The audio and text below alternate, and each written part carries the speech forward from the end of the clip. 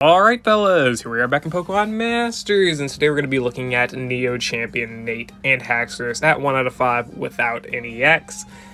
Surprisingly strong for a 1 out of 5 character, kind of. I've already recorded all of the footage, and we're going to go into it pretty quickly, and it's pretty fun battles, honestly. Just 4 Champion Stadium battles, that's it. And Nate's kit at 1 out of 5 is fine. I'm going to say if you have most other dragon damage dealers at 1 out of 5, and especially with an EX, I would say that Nate's not super worth going for, but he does have the Unova Circle, which applies mostly as a form of, zone, weather, terrain, that type of thing. It's similar to a field effect, right? Except it only applies to the ally field of play.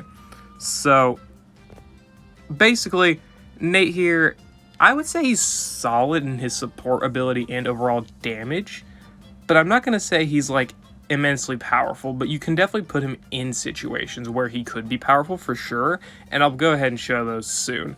So I've already covered Nate in his overview video, but just to summarize, he's basically got himself the Nuclear Dark Black Outrage, which hits like a small sync move. He's also got Unova Passion, which is basically like an extra Master Fair passive for the entire team, which is very, very strong. Powered up, or it gives more buffs depending on how many Unova allies are on the team, up to a total of 40% power and 14% physical damage reduction. So he's very strong with any physical Unova allies you can put on the team. He's also got Scale Shot, which is not good at all. And he's got his Trainer move, which returns lowered stats to normal, mostly from Scale Shot, and it can raise his speed and apply free moves next, which is good for queuing up Dark Black Outrage in case team gauge is bad. And then, of course, he has Unova Pride as well, so his biggest possible thing with him here at 1 out of 5 is that he's basically double Master Fair passive ramping, which is very unique and very strong, because the Unova Circle is a separate multiplier entirely, if I read everything right, meaning it's a very strong, very, very strong type of field effect, especially if you can get both field effects up that characters want.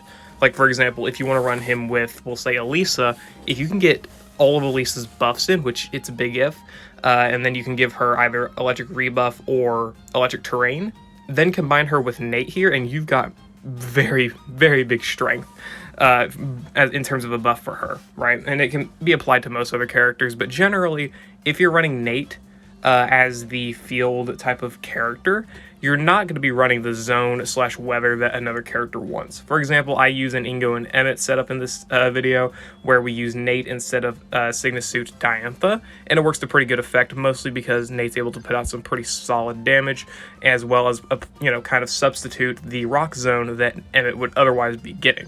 And of course, all three are Unova, so Master Passive is also maxed out, which is very good. He's also got his passive skills, Focus on Attack, which increases his attack by 6 and physical moves next by 1 when the trainer uses a move. Very, very easy to max his offensive stat, of course. He's got his sync moves and Pokemon moves guaranteed to be crits at all times, except for Vigilance and whatnot. And he's got the Better Than Perfect Opportunity, which restores MP to his buddy move after the team uses a sync move, and applies physical moves next to himself when the team uses a sync move. Very strong. He's got a lot of physical moves next opportunities, because he also gives all allies physical moves next with the Unova Passion ability here, and you can pretty much ramp up all that physical moves next to the Dark Black Outrage and just put it on it, because it can be very strong. So anyway, yeah, that's enough about the synopsis for Nate. Let's go ahead and hop into the battles. Alright, here's probably one of the most basic teams to run Nate on, which is with Champion Iris and Skyla. So it's full Unova, you get yourself all of those buffs, and this gives you your support, it gives you double dragon damage dealers, right?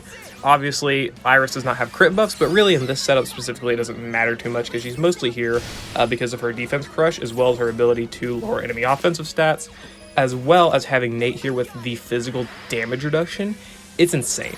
He's got the physical damage reduction from his Master Passive, which I think is a total of like 30-something%, maybe 20-something%, and then you get physical damage reduction from the Unova Passion ability, which I think is up to 14%. So your allies are getting 40% physical damage reduction, which is insane. Very, very good for a lot of Champion Stadium stages, not so useful for a lot of the special-oriented ones, right? So yeah, pretty much in the setup I use Skyla Support EX and then try and build up physical moves next to use the Dark Black Outrage, though of course I do use Scale Shot in this scenario in order to try and KO that side. Sadly, didn't, because I missed Scale Shot, but I did KO with the Dragon Rush, and there's also a lot of Sync Countdown, right? We use the Dark Black Outrage, it does quite a lot of damage. And again, a lot of sync countdown. You get -1 sync countdown every time you use the Dark Black Outrage, and then Iris's trainer move gives -1 sync countdown as well. So if you want to also give Nate Adrenaline or something, or Head Start 1, you can get a lot of sync ramping. You really can. It's pretty good. So again, Nate restores 1 MP to his Dark Black Outrage with every single use of a sync move on the entire ally field of play. And of course, the sync move there, 18,000 damage. Pretty solid. I mean, we do have support EX up and whatnot, but without Dragon Zone, still a pretty good sync move, I would say. So maxed out Unova Passion and maxed out Master Fair ability there as well. That was a big buff for the entire team, but that was mostly just showcasing Nate's abilities by himself without having another character on the team, which is what we'll do in the next setup. We'll get an actual ally who can do damage and showcase them with Nate and just see what we can do. So yeah, Skyla here mostly was just used for speed buffing and defense buffing, as well as maintaining healing. And then Nate was just doing really good damage with the Dark Black Outrage. Scale Shot is very, very mediocre. You're better off pretty much saving a lot of your physical moves next to use on your Dark Black Outrage. So try and use Scale Shot as little as possible, because you can just build up your physical moves next, use on Dark Black Outrage, and you'll do a lot more damage overall. But yeah, that was the battle versus Lance. Let's move on to the next one. Here's Nate versus Lance again, but this time we've got regular Iris and Haxorus as well as Hilbert, so we can do some good damage with Iris here, which is very, very nice. Pretty sure Hilbert ends up going down here, but again, this is a big showing of why the Unova Passion plus the Unova Pride Master Passive is so strong, because it enables us to survive these very strong physical attacking moves that we would have otherwise just gone down by, right? Though I'm pretty sure they actually end up using a lot of special moves here, so in this case, it's not the greatest thing in the world. But again, if they do use, Outrage, Dragon Claw, those type of things, you can really see the difference in how much damage your allies would take, which is very, very good. So I think we end up going for Nate's sync move, because there's really no one better just to go for. So as you can see, we do pretty good damage with Iris and Haxorus over there, mostly just because of the physical moves next from the Unova Passion trainer move that we used, because he does give all allies +1 when he uses the Unova Passion. So there we go. We use the Outrage there with Iris, and we go ahead and go for the Dark Black Outrage. Sadly, we're not able to queue up another Outrage, so we just queue up a Dragon Claw. Doesn't really matter too much. I think Hilbert... No, Hilbert doesn't go down. The enemies just die. So yeah. That's what I mean by saying you should probably save your Scale Shots, because if you get the physical moves next and then unlock your next Dark Black Outrage, it's going to do insane damage. A lot more insane damage than by just wasting it on your Scale Shot, which has a pretty good chance to miss. 90% accuracy sucks, as Sigma Suit Silver has taught us. So yeah, very good, honestly. Very good so far for the damage showcase, but of course it is super effective. It is on type, so our next battle will be off type, and the battle after that as well.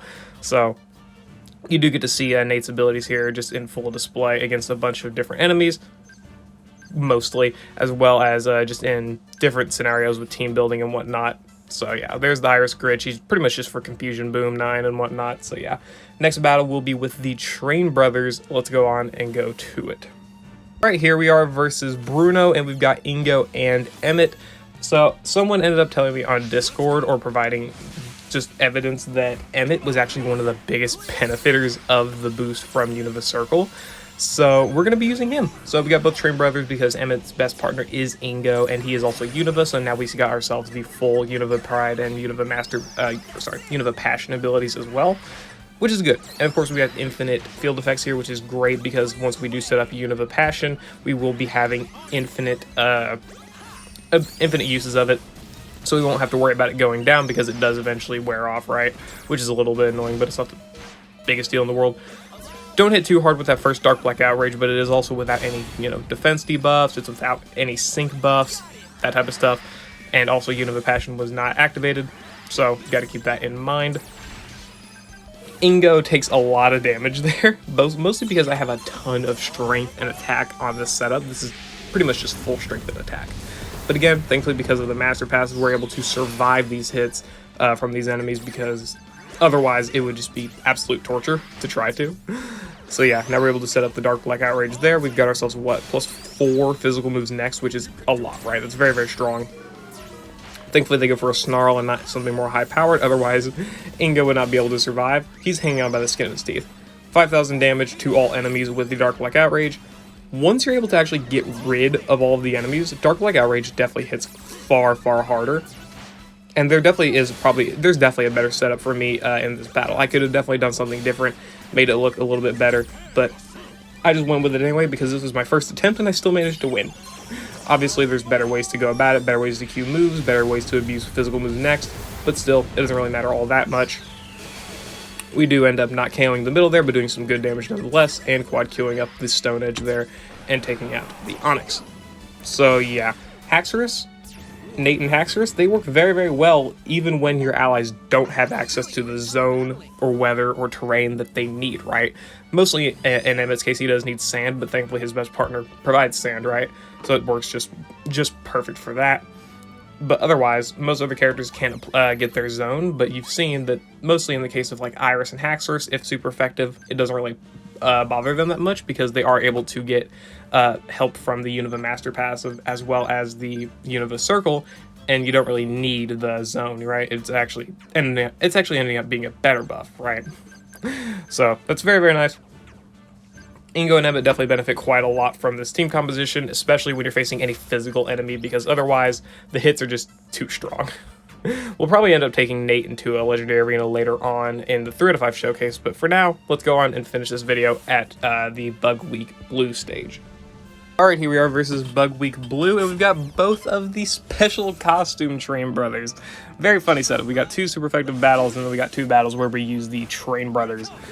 This is definitely not what I would call a clean victory, but it is a good showcase of what potential damage you can put up with the Dark Black Outrage should you build it appropriately, because we are able to do some things where we're able to KO the sides here with the special costume Emmet, and then we're able to attack the enemy with the Dark Black Outrage, and we get some pretty damn impressive numbers, just fully expecting it. Very impressive numbers. Ingo's able to set up the Bug Witch before he actually goes down, which is very good, right? Kind of necessary.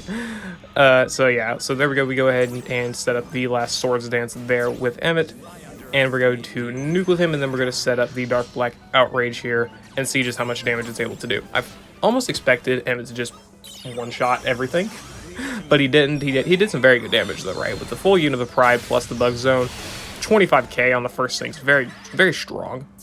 Just respectfully. Then we use the Dark Black Outrage, and it does 13,000 damage. It's pretty damn good. In my opinion, that's pretty damn good for his only multiplier being Critical Strike 2.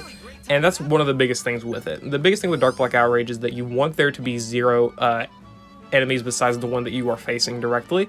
So if there's 3 enemies, the split damage definitely kind of hurts a lot. But if there is only 1 enemy and you're able to cover it, which is what 3 out of 5 Nate is able to do perfectly, you are able to hit for some crazy numbers with that move. Single target, it does great.